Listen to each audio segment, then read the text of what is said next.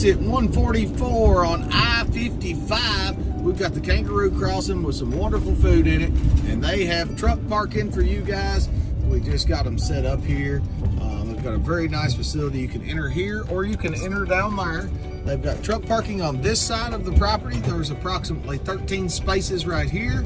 And then as you circle around, the fuel pumps here, the gas pumps, we've got diesel in the back, the fuel island, and then a back door for the drivers to go in.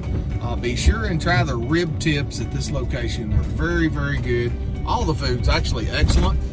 They have a big food business, and understandably so. Then on this side of the property, there's an additional, I'm gonna say close to 30 spaces here. Hit us up, guys, truckparkingclub.com. Download the app today.